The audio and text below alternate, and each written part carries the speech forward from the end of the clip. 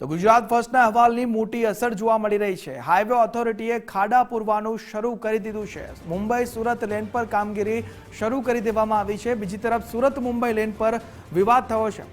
Dhamdachi પીરુફળિયા bridge વિવાદમાં આવી ગયો છે। નવનિર્મિત બ્રિજનો જોઈન્ટ રોડ બેસી ગયો। રોડ બેસી જતા વાહન ચાલકો ભારે પરેશાન થઈ રહ્યા છે। ગુજરાત ફર્સ્ટના રિયાલિટી ચેકમાં ખુલાસો થયો। નવા બ્રિજના રોડ પર તિરાડો દેખાઈ રહી છે। બ્રિજની કામગીરીમાં ગુણવત્તાનો અભાવ છે। એક જાગૃત યુવાને ખાડાનું માર્કિંગ કર્યું। અકસ્માત રોકવા યુવકે જાતે કામગીરી કરી। બ્રિજનું તાત્કાલિક નિરીક્ષણ કરવા હવે લોકો માંગ કરી રહ્યા છે। આ ડમરાચી બ્રિજ નવું બન્યું તે એના પર આ ખાડો પડી ગયેલો છે બ્રિજ ઉપર। આના પર આવતીકાલે મેં સ્કૂલથી બેબીને લઈને આવતો હતો તો મેચ પડતા પડતા બચ્યો। આ નવું જ બ્રિજ બનાવ્યું ને આ પોઝિશન છે। આને જરાક પાછું રિપેર કરો, હાચવો।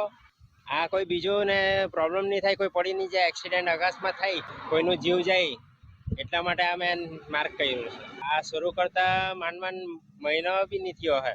સાંજે 2-3 વરસાદમાં જ 2-4 ગોળ થઈ ગયેલા છે અહીંયા ગાભા પડ્યા। હવે આ તો કંઈ કહેવાય નહીં। આ સભ્ય બધા કેવી રીતના કામ કરતા છે, અહીંના સભ્યને પહેલા જોવું જોઈએ। અહીંયા વલસાડના ધમડાચી પીરુફળિયા ખાતે ગત રોજ ગુજરાત ફર્સ્ટના અહેવાલ બાદ તંત્ર જાગ્યું તો ખરું, પરંતુ અન્ય જે ખાડા પડ્યા છે તેના ઉપર કોઈ પણ ધ્યાન નથી આપી રહ્યું। દ્રશ્ય છે વલસાડના ધમડાચી પીરુફળિયાના નવનિર્મિત બ્રિજના, કે જ્યાં મોટો ખાડો અહીં પડ્યો છે। એક સ્થાનિક જાગૃત યુવાન દ્વારા આ જે ખાડો છે તેના ઉપર માર્કિંગ કરવામાં આવ્યું છે।